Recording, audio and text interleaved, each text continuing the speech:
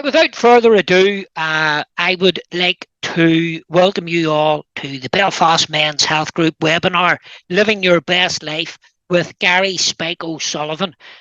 Gary is a professional middleweight boxer, and he will be joining us later from Cork. And also joining us very, very soon is Dr. Alan Curley, an award-winning mindset therapist and author. And Alan will be joining us from Glasgow. I think it's Glasgow in Scotland.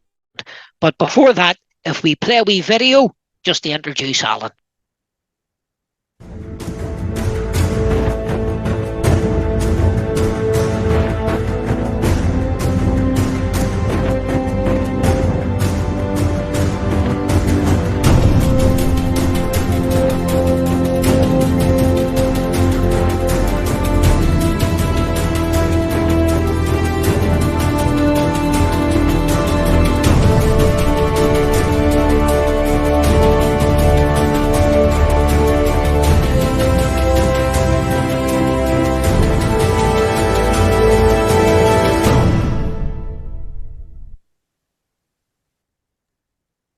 So welcome, Alan. You can turn your camera on.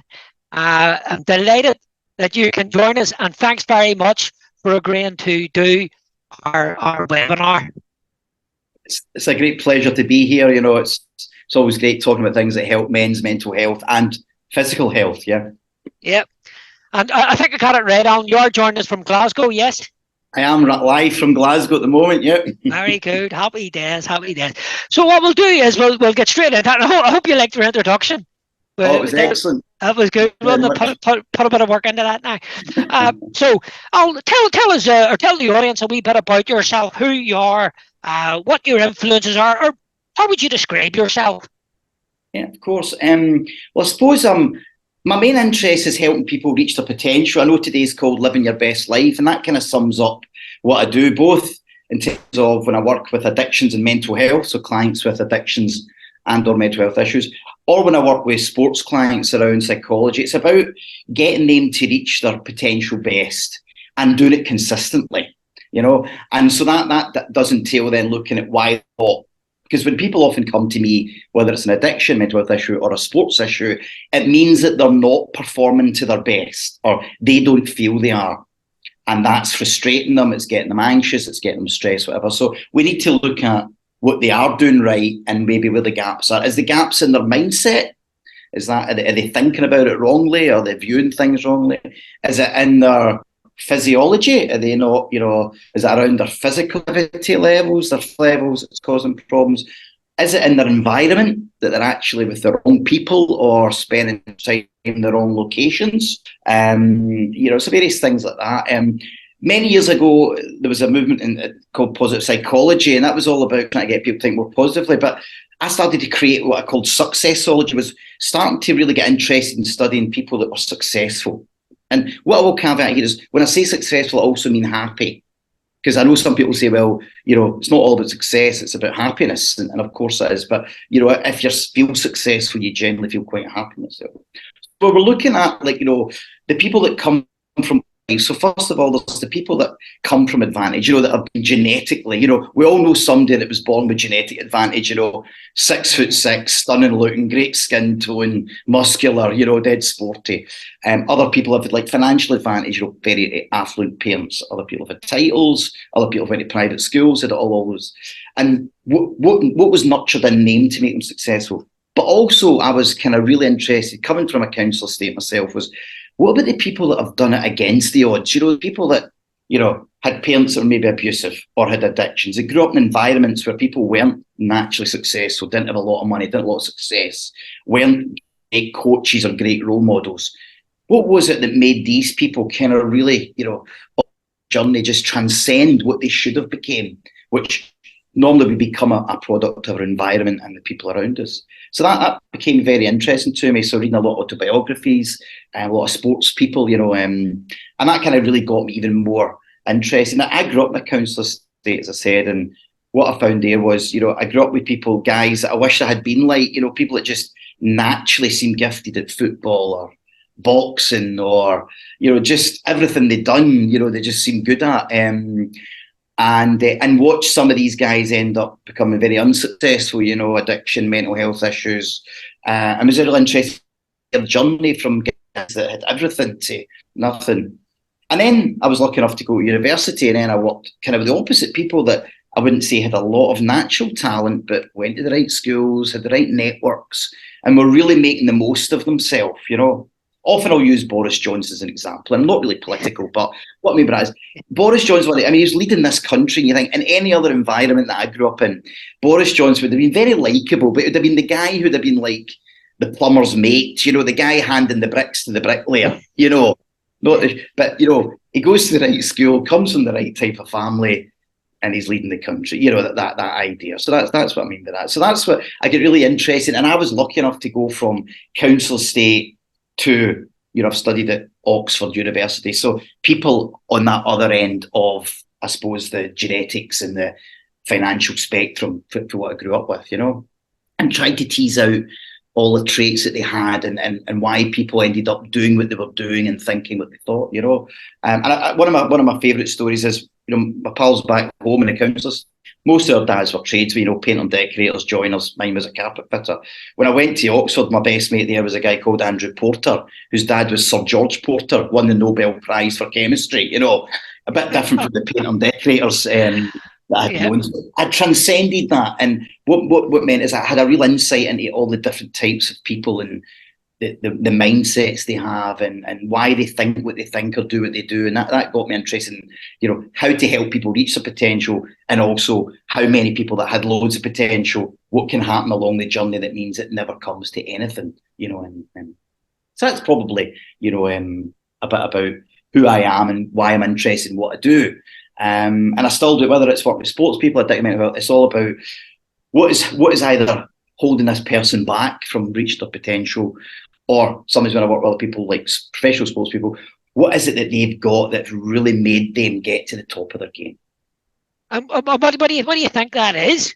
What drives people?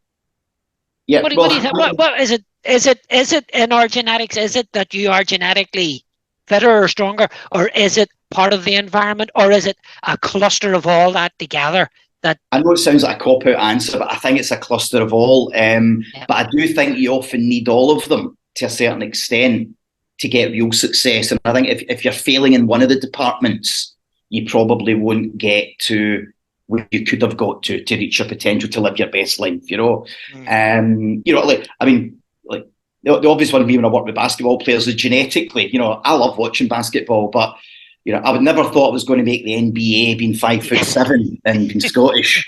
When you see these guys walking in at the average height, 6'9", stunning skin tones, you know, muscles that are just really, you know, like, you know, honed. You think genetically they had more advantage than Alan from Glasgow, you know. And I have to say, Paul, I can't help but being a bit genetically jealous when I'm in company. You know, I stay away. I don't want to be rude, but I definitely stay away from the showers as well.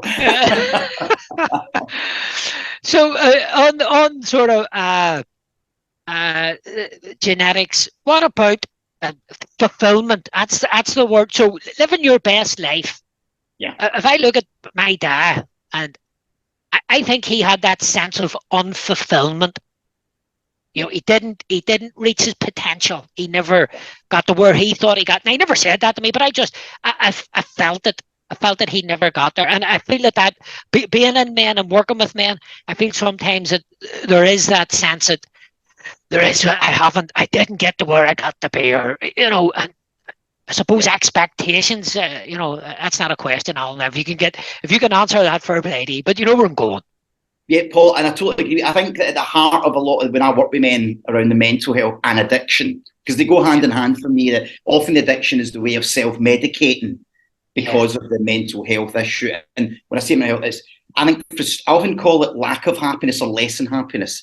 A lot of these guys will say, I'm not unhappy, but they're frustrated, they're angry, because they know that they could have done more, that life could have been different if they had made maybe different choices, if they had different, you know, visions of what life was to be like, if they'd set goals for themselves.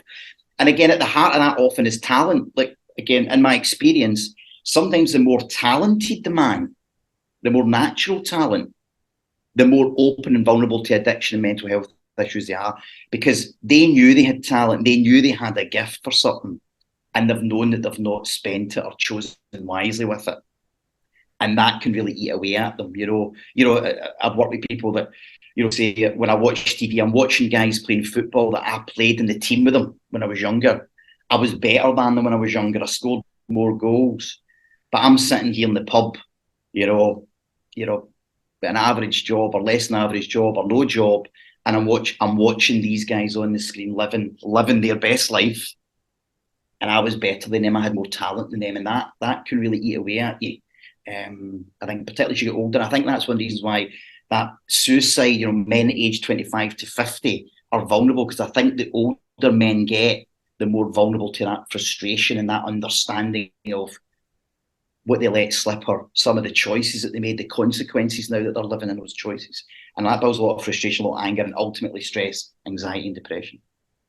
And I suppose the other side of feeling unfulfilled is fulfilled, but being happy with where you're at. So, for example, I mean, you've just said it. I'm never going to beat Mike Tyson. In fact, I'm never going to beat Spade. Who's going to be coming up shortly, who's more my weight. But, my expectations. So it's about, if I'm a plumber, I want to sort of content myself that just being a plumber's a good job. Be the best you can be at what you're doing.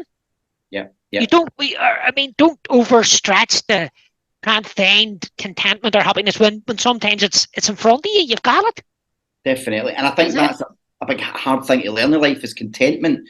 Ambition's great. Of course, we should all have ambitions and aspirations, but it is about keeping them. I always say it's a bit like gambling for me. Is good gamblers know what their hand is, what their strengths in their hand is, and they try and play to that. And I always think if you're setting up ambition and aspiration for yourself, is create them so that they play into your strengths. Where, again, it's like me saying I want to play in the NBA. If I'm going to aspire to be the next Michael Jordan, I'm going to live a life of tortured frustration.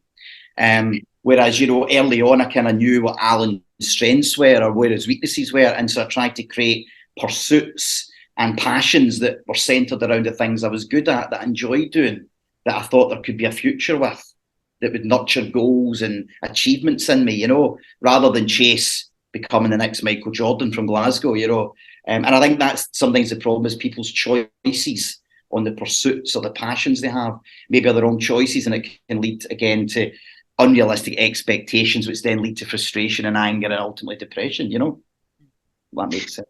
Oh yeah. So tell us a wee bit then. Oh, you can't. That's your book. Although I've got the square. Tell us a wee bit about playing the game of your life. Oh, I've got the initial copy, all in the very first one. Yeah. So the book is it's quite an interesting book. I tried to bring the techniques of CBT and sports psychology, the techniques that a lot of elite athletes are using, or people are paying in kind of private clinics like the Priory get. But I wanted to bring them to the everyman or the everywoman, the every people, the people that don't normally and I wanted to create them around a story, so that it wasn't an academic book. It wasn't a book you needed a degree in psychology to read. It was a book that you would follow. So basically, it follows 5 young men, right, want to become professional footballers, and they're all really good. But before they're scouted, the final scout of the Premiership, they have to go to this 12-week camp, sports camp, and they'll hone their skills with the kind of top coaches in the country. And then the Premiership scouts will come and watch them play and decide who they think is good enough for the Premiership. But in in the book, the story is that they have to attend a sports psychology class for the first time ever at camp, a 12-week sports psychology class, which is centered around how to think about your thinking, how to understand the language of how your brain works, and how it then drives the rest of your body and performances, and how it then, if you can learn how to drive it well, it can help you overcome the challenges both on and off the pitch to keep developing yourself to reach your potential best. And so it goes through the 12 chapters of a technique at every chapter at the end. So there's a technique used in either sports psychology or CBT. And you get to see the boys progress and how they're doing in class, the ones that are kind of taking it seriously, the ones that aren't. And then it follows you through to see whether they made it in the Premiership. and the outcomes of them based on how much they influence nurturing the traits or not. And each chapter's around a trait that research has shown that if you nurture, will help you get to living your best life, reaching your potential. And I'll not spoil. I'll not be a spoiler and tell you to done. I will say that sometimes people write to me and go, Alan, see that character, say Rocky. That's Wayne Rooney, isn't it, or something like that? And I'll say no. Every character in it isn't exactly one person. It's a little hybrid of different sports people I've worked with. So that's what the book's about. But it's a great book. I mean, I think it's a great story. Interesting. We would all love to follow 5 young footballers to see who makes it and who doesn't. But within it, there is that techniques available, and also theories around that people can think about if they want to make changes. If they feel they're not reaching their own potential at the moment of living their best life, techniques and theories that might help them reflect and maybe push themselves forward on their journey. Now, the book is sporty in its sense, but is it useful for those who maybe aren't sporty? Yes. I mean, the only reason I made it sports based is I wanted to go with a demographic of males, particularly. I wanted the kind of men that wouldn't normally read self-help books or, again, read academic books. That's what I wanted. So I thought, make it a football theme, because people love to follow a young footballer on their journey. But actually, the traits and the techniques are universal to anyone who feels at the moment that they're not reaching where they could be, or they might want to make a change, like stop smoking, but they're really hitting some mental blocks or physical blocks. Right? These are techniques for helping you maybe push through those barriers and kind of move forward towards your ultimate goal of quitting smoking or drinking or going back to the gym. Okay. Now, I've two. Where can people find your book? Where can we get it? It's on Amazon. It's in Waterstones. I think there's foils online, stuff like that. So, or they can even email me if they wanted a copy, and I can sign them a second copy or something. So it's alan@ucmindsolutions.com. But I'm sure you might provide people that information. But they can email me directly. Yeah. Okay. This is your final question then before we bring Spike in at this point, and then we'll get you together. So how do you look after yourself then, Alan? Now you're telling everybody else how to look after themselves. So how do you go about doing that? Sounds a bit like do as I say, not as I do. The thing I found, and I found it in later life actually, was I love running. Mm-hmm. I love the idea of getting out running. I'd love to be able to do this equivalent with swimming, but I'm not a great swimmer. But I love running because I can just go out there. I love my music. Get the music on, and running for me it's not about, people often ask me, what distance are you doing, or what speed are you running at, or how fast can you do a 10k. It's not about that anymore. That was when I was younger and damaged myself doing that kind of stuff. It is about just getting out there, time to reflect mentally, reflect on the day, reflect on maybe challenges that are coming up to be able to work out solutions to them, and getting a bit of physical activity at the same time. So I love my running. I live quite near a nature reserve, so I can run around, a beautiful setting, like a lake in the middle, you can imagine what it's like. So with my music on, the music that's all from the past that reminds me of great memories, time to reflect and just clear out the junk in my head and actually get a bit of the heart going, the lungs going, a bit of physical activity. That's probably the thing I do the most.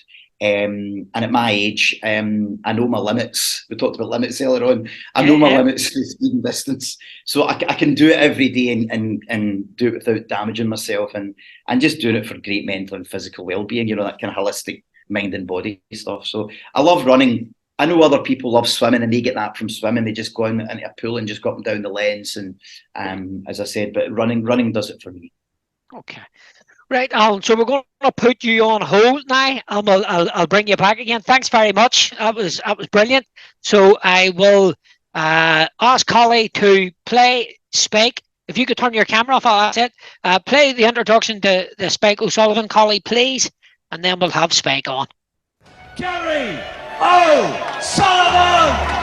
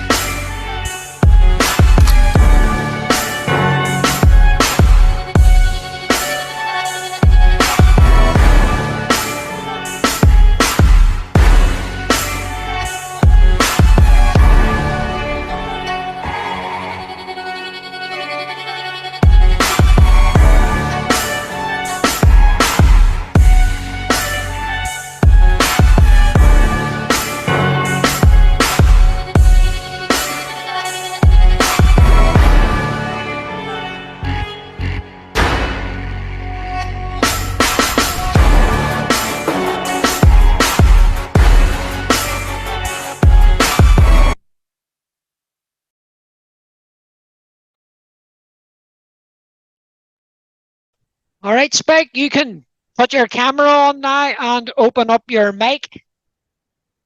Are you with me? Yeah, I'm with you. Good man, happy days, and welcome, Spike. Thanks very much for joining us, and indeed, you are joining us from Cork, yes? I am indeed, yeah. Good man, good man. So, how's your day been so far? Very good. Been done the school run and went to the gym. My usual routine.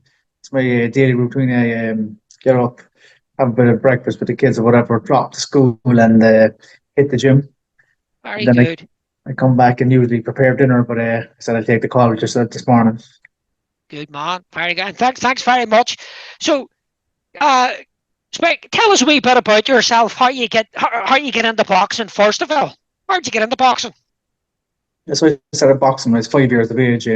My father was a big boxing fan, still is. My dad is 77 now, but he started training me at home and he brought me to my first boxing club when I was 7 in the north side of Cork City, even though I'm from the south side of Cork City. I grew up in a place called Mahon. You can find it on RT archives. Quite an interesting place. You know, like Alan earlier, it's a council estate. I'm proud to have grown up there. Some of my best friends are from down there, and I loved growing up down there. It was great, you know, made me what I am today. And I moved out to my partner's district, Toker, south side of the city as well, which is a little bit about 10 minute drive from Man. But I go down back down there every week to visit my parents, and my son now as well is playing Ringman Rangers, the local football team, and probably the best team in Cork actually. Great team. Oh,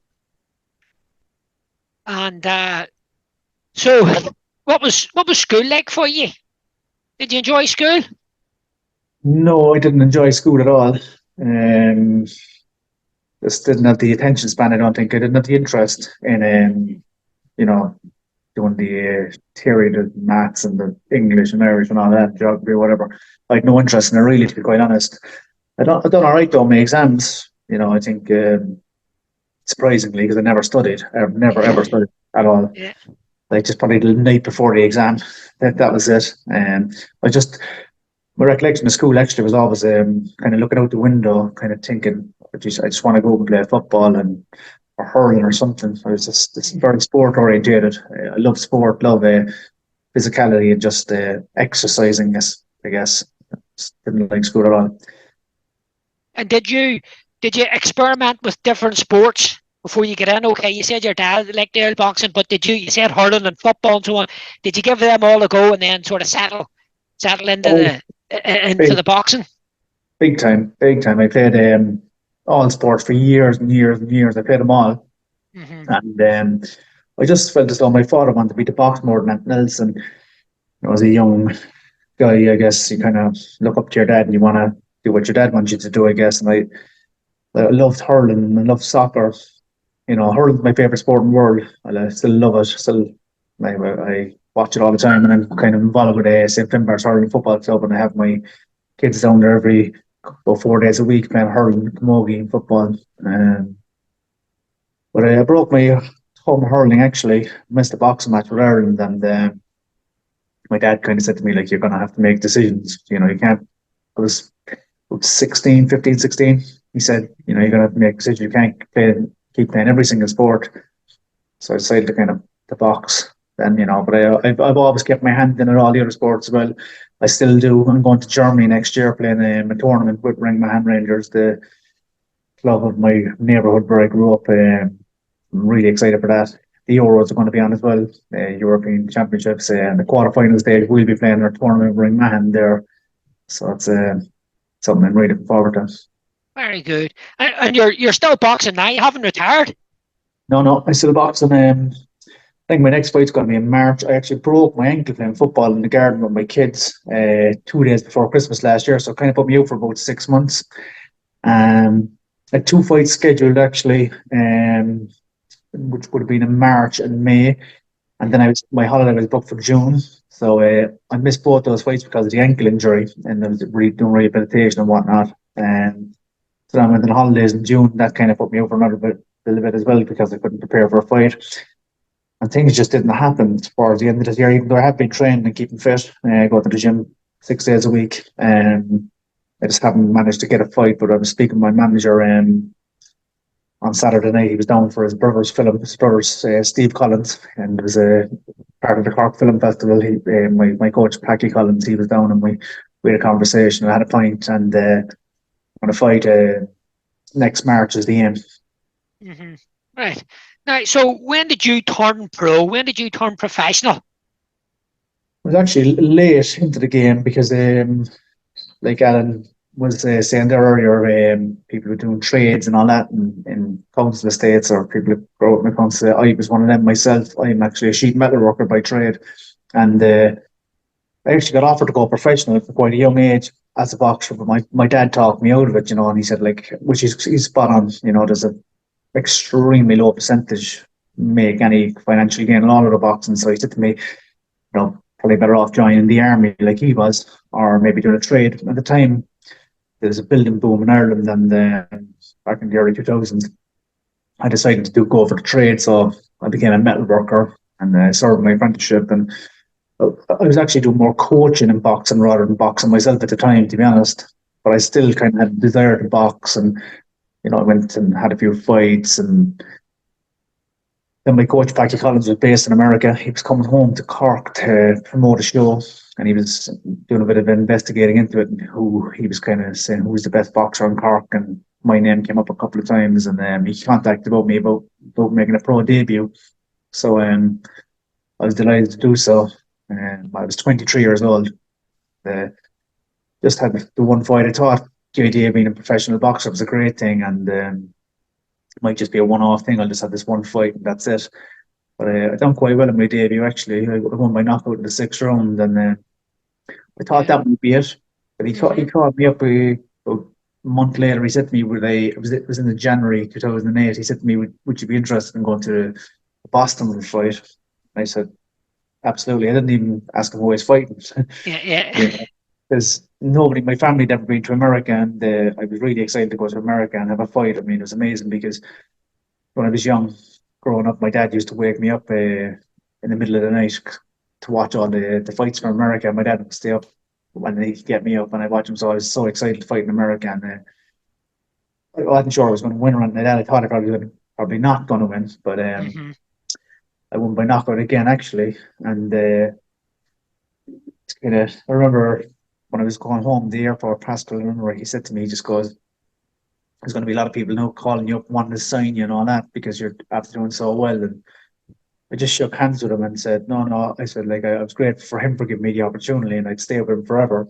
And 17 years on, I'm still with him, and we've always just had a handshake, never had a signature of a contract.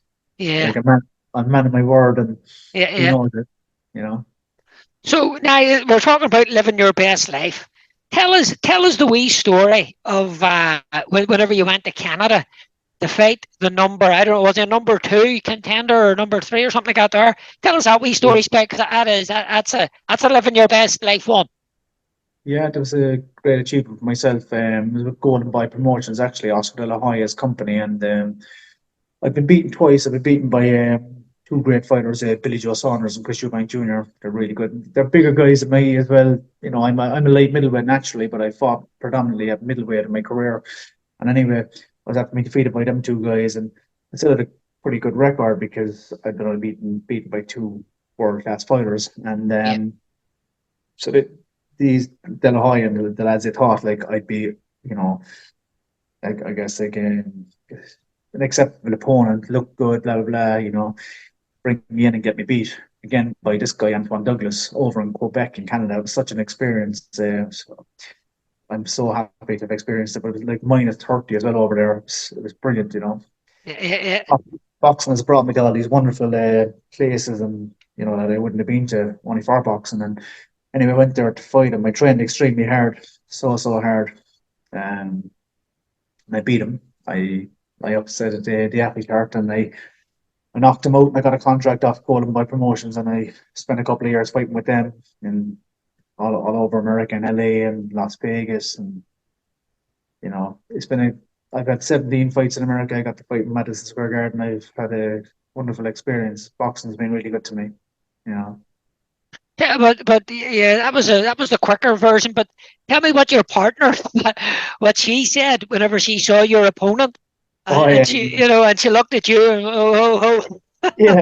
I oh, mean, he was we were up to weigh in, and he like put an 8 pack, and he was, I don't know, a good few inches taller than me as well, bigger man, you know. And but the thing is, like, she thought I was going to get the shit beat out of me, to be honest, you know. yeah, yeah, And like, he did look a lot superior to me, and he's a bigger man, and you know, he got that 8 pack. I've only got about a 2 pack. uh, yeah. yeah, but you know what? It was well, it was motivation for me, and I was living with my mother-in-law at the time and my partner, and you know, the kids, and we lived in the box room, and I knew if I beat that guy that I could, you know, go on to earn a lot of money and, you know, provide for my family and get us a house. And he was never going to beat me, you know. And I trained so hard for that fight. You know, you obviously wouldn't be familiar with the area, but people of Cork would. And I write for the Examiner actually, and I've written this once or twice. Um, you know, Cork, the weather is crap. You know, it's a bit. It's kind of we actually kind of get you down. I find the weather here is crap, especially in the wintertime. It's very often it's raining. It gets dark early, and I used to always make a point, and I used to put my shorts on the bed, freezing cold, raining, dark. Just didn't want to do it, but I'd lay them on the bed, and I'd want to go to bed, but I'd stick on them shorts. I'd go over, and I used to sprint up this hill like a bloody lunatic. Used to sprint up it 10 times, and then I just come down and swing out of this pole that directed you like a pole pointing into it in a state. I used to just hang out of it like in a chin up position, but do knee raises. No, I don't think it had any massive physical benefit to me, but psychologically, I used to be just thinking, there's no way that guy Antoine Douglas is over in Florida or wherever the beautiful sunny place he's training, and he's probably underestimated me anyway. There's no way he's doing that. And I remember looking across him in the ring in Quebec, and I was thinking, there's no way you were on Matthew Hill swinging out of the pole and running up hills in the dark, wet, depressing evenings, you know. And I knew psychologically I could break him, and I did. I smashed him up, and they just ground him down. You know, I had nothing over him, just hunger and the desire to provide for my family, and that's how I won the fight. You know, he had everything else. He had all the advantages, but I won. I won the fight. And so you work so hard, but there's another story that I want you to tell the audience is that when you were training and you had a wee motorbike, remember that wee story? And you Yeah, were so tired. Tell us that yeah, one. yeah. Years ago, geez, I had a young kid. I was uh, working, training for a fight, just completely utter burnt out, you know. And I remember the first day of going to work, I fell asleep. I thought that couldn't happen because someone must have beeped, you know, and it kind of woke me up. And I was like, "Whoa, that did not happen." Like I was thinking, like, oh, surely it didn't happen. I was just convinced myself, I guess. I was so tired though. The very next day, anyway, I crashed this time into the back of the car, and you know, but I was fine. I was all right. I must have slowed down, took my hand off the throttle, and the bike just must have rolled into the car rather than actually smashing into it. I was lucky, you know, and I just went to the hospital for a bit of a checkup and just to see if I had any internal bleeding around that, because you know I was pretty tired. And but they actually I had two like water blisters under both um, armpits. I was just completely run down, like, tired, so tired, Uh, you know. so that's the level of commitment spec sometimes is required Yeah, to you hit the know, top. So you were working. You were working and looking after family and then trying to train and all that all mucked in.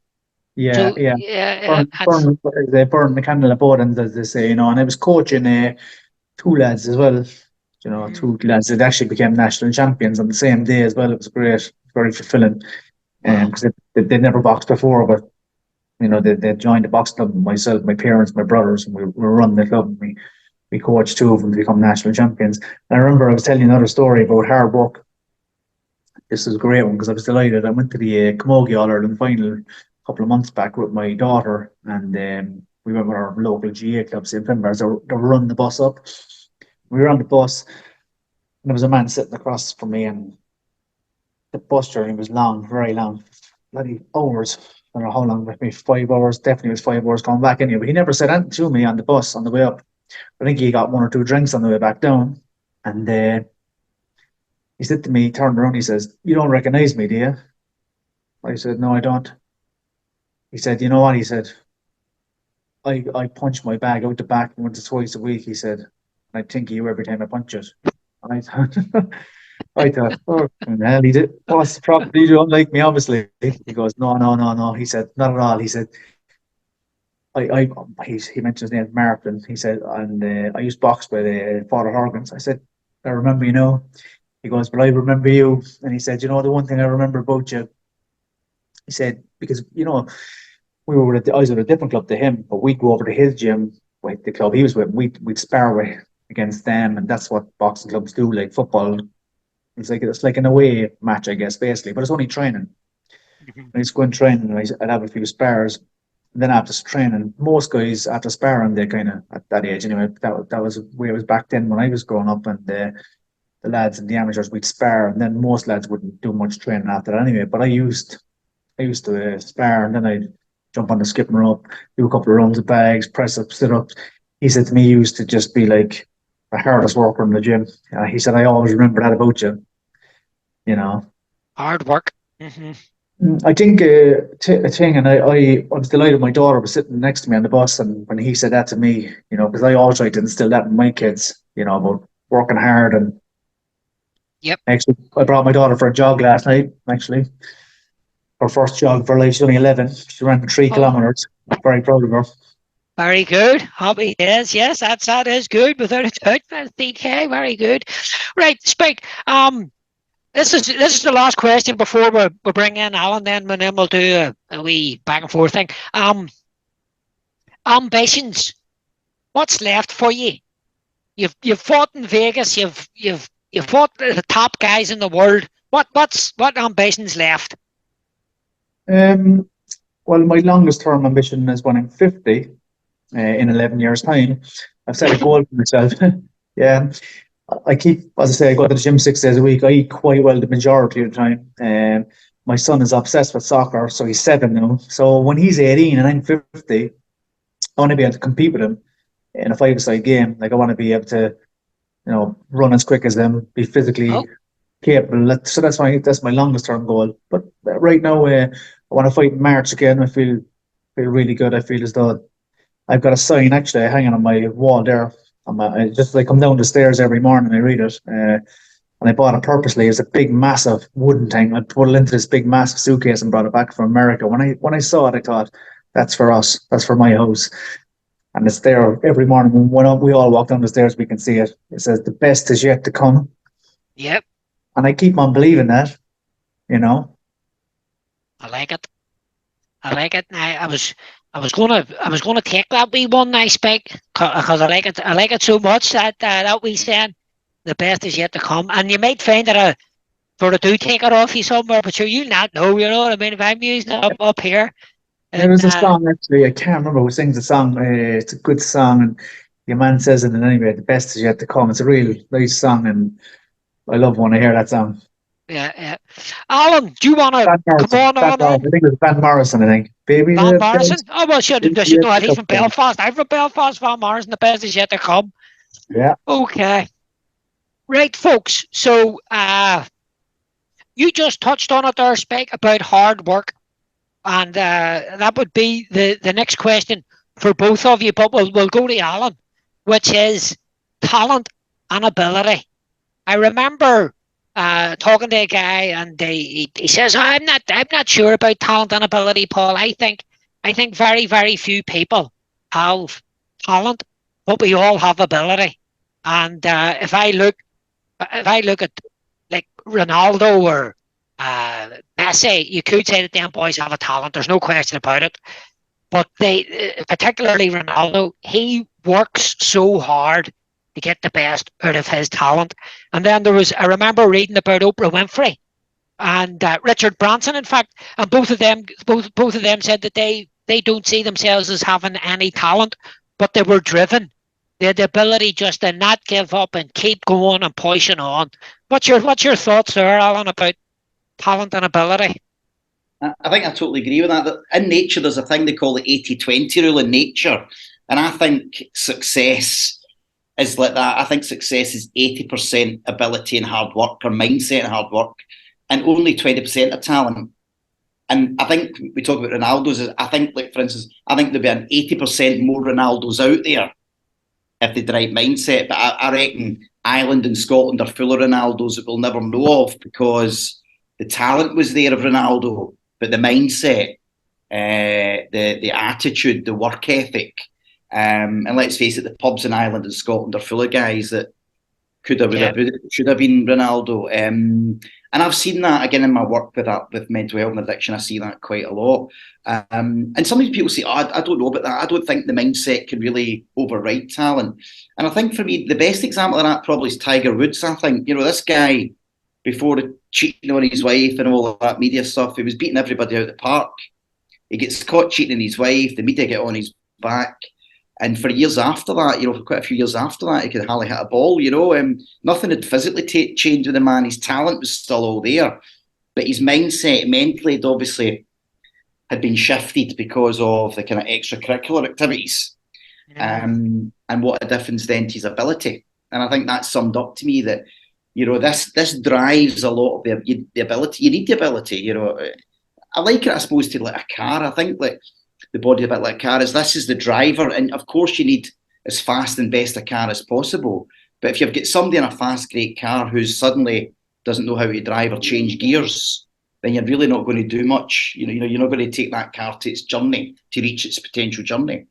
Whereas you can get other people that, might not have the greatest cars, greatest engines, but they've got a hell of a great driver in there, and they can keep that car going longer and make it go faster.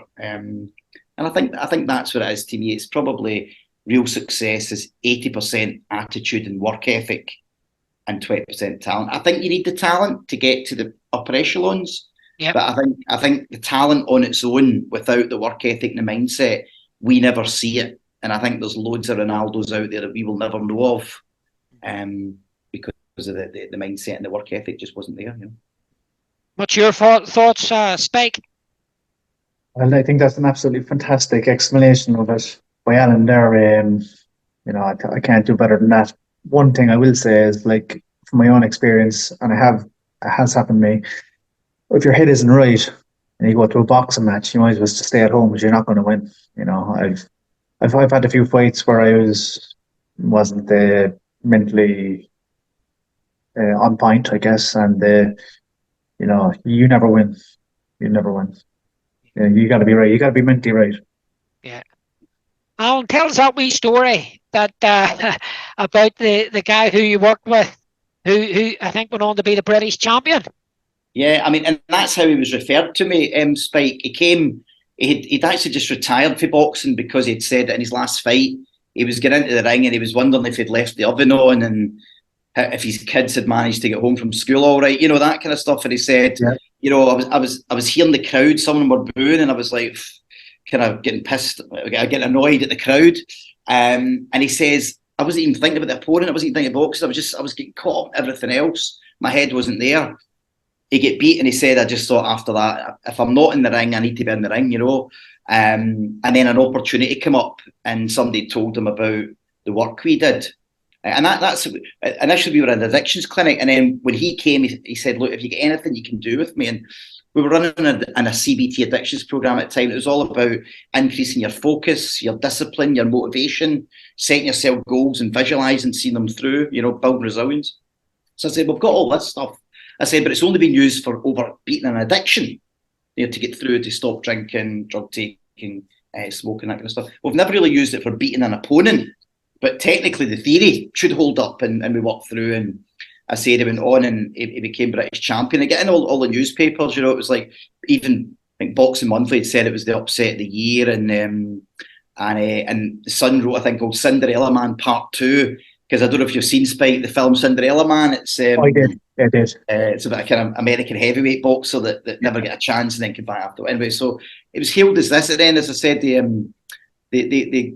guy was a local postman. The boxer just he retired at that point, was just a local postman, and they offered him another shot at it, saying he couldn't repeat it again, and we worked again, and again he repeated it. And I think I recollect this man. Geez, no, I think it was a different guy.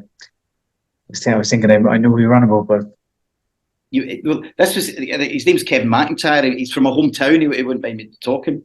But we're talking about expectation earlier on. So then he had to fight Kell Brook. And Kell Brook was hailed as, the next English world champion and all that. And obviously, time would tell that would be correct. But we thought with the winning formula, and we're back to this, again, although you can have your head in the right place, but you still need the physical side of your game. You need to have all the training, you need to have all the muscle movements and the speed of reactions. And sometimes you just come up against someone who physically, physiologically has an edge over you, and so he fought Kell Brook and didn't win. And that's when I realised that mindset is hugely, the driver is hugely important, of course it is, but you still need a hell of a good car if you want to beat, if you want to beat somebody in a race. Kell Brook is a there's no shame in losing to Kell Brook. He went on to become world champion, and what a great boxer he was, and he probably was a lot of natural talent as well. And Kell Brook's a bit of the Mercedes. Yeah, we're getting some questions now coming in from the audience. So I'll pitch this one to yourself, Alan, first. How do you turn setbacks into positives? Yeah. How can we get around that one? Yeah, one of the things we work on is it's called the 6 gears of your mind. It is that where you've got 3 negative gears and 3 positive. And negative gears are motivating. Sometimes setbacks are definitely, you can switch them easily to positives. But again, it takes a bit of training to do it. And that's one of the things is where people get hooked up on the negative. So like, for instance, I work with people, they start getting anxious maybe about a big fight or a big match. I'll give an example. If an Irish boxer I worked with years ago, I remember saying to him, I said, he wasn't sleeping well, he was getting a bit anxious before the fights, and he was saying, by the time I step in the ring, I feel I've got half the energy, I'm totally drained, I've not slept, I've not ate well, I've been worrying, I've been anxious. I said, well, tell me about how you see the fight going. He says, well, he goes, I've got a lot. He was fighting in London at the time, and a lot of Irish people coming over to watch him. He said, well, I hope they get in okay, and I hope they've got decent seats. I start worrying that they've got, the wrong seats and they'll all kick off. There's a big travelling population of them. He says, I hope I don't embarrass myself and get knocked down in round 1, or I hope it's not a boring fight and there's not a lot of punches landed. And I said, I'd ask you what you'd wanted in the fight, and what you told me is everything you didn't want. And that's what was keeping him up anxious. What he was doing is spending all night visualising all the things he didn't want to happen, he was worried about. And I said, what we need to do is start focusing on what you do want to happen, because these are all the setbacks, all the challenges, but actually, how do you want to see it going? An analogy we use is we say, like, you wouldn't go to Asda or Tesco, you wouldn't get into the supermarket with a list of things you didn't want. If you went in with a list of things on your shop list you didn't want or didn't need, you wouldn't come out with what you did want, because you were too focused on all the other stuff you didn't need and didn't want. And that was one of the ways we got him to start turning anything he didn't want to switch it and start seeing the opposite. Seeing yourself walking in and knocking the guy out in round 1, because it's all in there. You don't know the future, but you can either create helpful scenarios that lift your physiology, give you a boost, make you feel more relaxed, more confident, more motivated, which we do know are traits that help you win. Or you can sit and think of all the things you don't want to happen. And then all of a sudden you're more anxious, you're more stressed, you're wasting a lot of energy. It's a bit like somebody sitting in your car with the accelerator down, but you've got the handbrake on, so you're just wasting loads of energy, making a lot of noise, but nothing's happening. And then when you go to perform, we know that then you've not got the energy, your muscles aren't as relaxed and quick. And they're all real physiological things, but your mind drives them. So that's how we normally do it, is we ask people what they're thinking of, what they're telling themselves. And if we find their negatives, we then teach them how to switch to another gear, a more positive gear. Very good. I'll give an example. I'll give one more example. Right, a female athlete I work with, 100-meter sprinter. She was having a lot of trouble coming off the starting line. Again, a bit distracted, and she worked on a negative motivator. So she imagined she was a single parent with a young daughter, and she would imagine her daughter was at the 100-meter end point, and that some guy was running out to snatch her or assault her. And that got her most important thing in her life was her little girl. And she'd do anything for her. And she said, I'll be on that starting block and I'll just visualise this, what they call a negative motivator. Almost something that in life would be a real challenge if it was happening, but a motivator. And she said, as soon as I'm there and I'm just picturing my daughter there and some guy running out to grab her, soon as that bell, that the pistol goes, boom. And she used that as a real motivator for coming out quickly, because that was a stumbling block. Now, you wouldn't use that if you were a marathon runner, because you'd be flying in the first 100 metres and then you'd be turning out. So it's about working out what motivates you, or what challenges you have and how you can convert them. And that's what we do. That's most of the programme we do with sports. But it's called the 6 gears. And it's a bit like a drive. You know yourself that, if you want to drive well, you need to know what the gears do in a car, and then you need to be able to switch them. And if you find you're in the wrong gear for the wrong situation, you don't just stay in it, because you'll burn your clutch out. You have to learn how to switch it into something that's more helpful to you for that particular situation. And all this can be transferred, not just sport. This is for life. For life, if you're sitting worrying about something and thinking all things that can go wrong, if you're giving a talk, if you're thinking about quitting smoking, that's not going to be helpful to you, getting yourself stressed and anxious.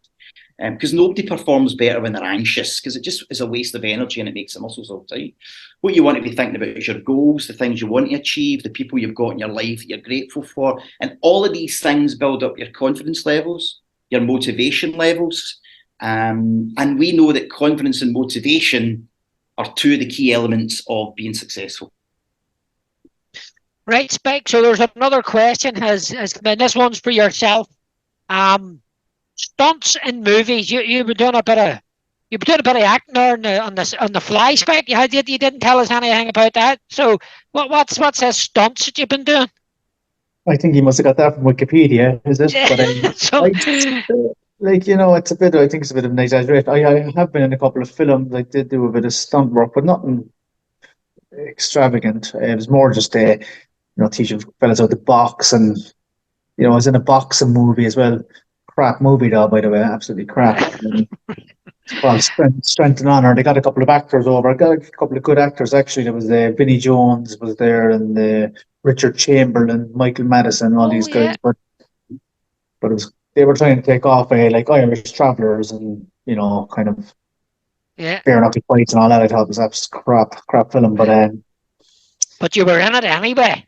I was in it. Yeah, they were trying to take off the Irish Traveller accent and all that, and thought they were brutal at it. Didn't work out for you. No, folks. Well, we're now getting really coming till the close of play. Just there's another one there for Alan, or here's one for Alan. What do you think is the most important issue currently for men's health, and what would you do to improve this situation if you had a magic wand? Yeah, I think for me, there's kind of two that link. First of all, it's addiction. Addiction is growing every year. The rates of addiction are increasing, no matter whether people we criminalise it. What we see is increased rates in addiction within females now. Females, traditionally men were more likely to be turning up at alcohol clinics, gambling clinics, but we're seeing more and more females. But I always say alcohol and drugs are a way of self-medicating because you are frustrated, you're unhappy, maybe things aren't going the way you want. Ultimately, if you don't get the self-medication doesn't work anymore, then it becomes suicide. That's the end of the line. And in the opening of my book, it's actually a guy who meets a guy who's thinking of jumping off a train, committing suicide. And they get talking about life and the gambles and the choices they've made. So I do think, I think suicide, not to get anybody down too much, and don't want to be emotive if anybody's experienced that or have family members, but we see the suicide is increasing year on, particularly in men, particularly of that age 25 to 50, where I think that frustration in life, maybe not going the way you want it, begins to happen. I've had a friend of a friend recently who committed suicide, so I know the impact it has on family and the repercussions it has on children. And I do think we need to try and address it. And I think ultimately suicide comes from a place where people have got so lonely, so isolated, so depressed that they feel there's no other option. And I think there is other options, but we need to be out there offering people support, telling them where they can go, trying to create good networks so that people have social support networks. And ultimately, that helps people hopefully not needing to turn to addiction, and at worst case scenario, running out of any self-medication and committing suicide. So I think that's the big issue. Addiction rates increasing, and then the higher the addiction rates, the higher the suicide rates, because when addiction stops working, suicide is often then the final protocol. And then how can we solve it, do you think? If you had a magic wand, how could we improve the situation? I think, first of all, getting rid of stigma. I think there's still a lot of stigma around addiction and around suicidal ideation or suicidal thoughts. I generally, in my experience of working for 25 years in this area, I think that we are all open to the wrong set of circumstances, making us all consider ending life, or at least considering it, or imagining what it would be like to be free of pain and discomfort. I think social networks are a big key, and I think, trying to, we're in a society now, Western society, where people are having less and less family members, less and less children, so future people are maybe going to be more isolated. So trying to create as much social networks for people, positive social networks, obviously. We talk about in the NHS or healthcare social prescribing, i.e.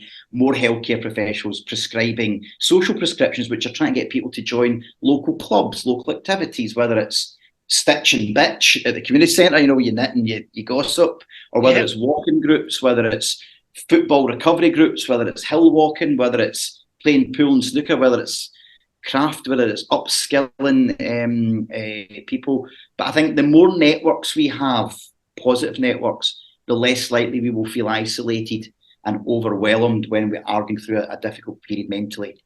And I think that's what saves us from addiction, and that's what saves us from suicide ultimately. Okay. Right, folks, I think that it is now, if I'm not mistaken, 1 o'clock on the dot, and that is the conclusion of our webinar, Living Your Best Life. Now, before I have a few thank yous to thank people. So obviously I want to thank Alan Curley and Spike O'Sullivan for their time. Thanks very much, guys. That was really, really brilliant. I thoroughly enjoyed that. Thank you. I want to also thank the health improvement team where I work for allowing me to do this. I love it. And also the Belfast Men's Health Group for their support, giving me the opportunity. I want to thank Collie Furler for putting this all together, which we couldn't have done without him, and Johnny for setting through the questions and keeping an eye on things, the running order. And finally, I want to thank ARC, the ARC team at Queen's University Belfast and Ulster University for allowing us their Zoom webinar platform. They give us that for free, which is fair play to them. Thank you. And finally, I want to, sometimes we all get confused, don't we? Certainly I get confused, and I've been looking through a wee book just to give us a couple of sentences to sort of help us out when we feel a bit confused. Should I take that job? Should I take the train or take the car to work? Should I stay in this job? But sometimes you don't know what to do when you're feeling a bit confused. So if you think you're confused, consider poor Christopher Columbus. He didn't know where he was going. And when he got there, he didn't know where he was.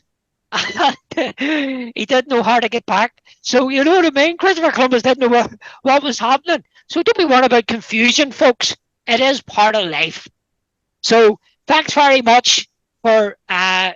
Alan Curley coming in from Glasgow, Scotland, and Spike O'Sullivan from Cork. Guys, thanks very much. Keep in touch. And thank you. We'll chat again. Keep up the good work. Cheers. Take care, everyone. Bye. Bye, Alan.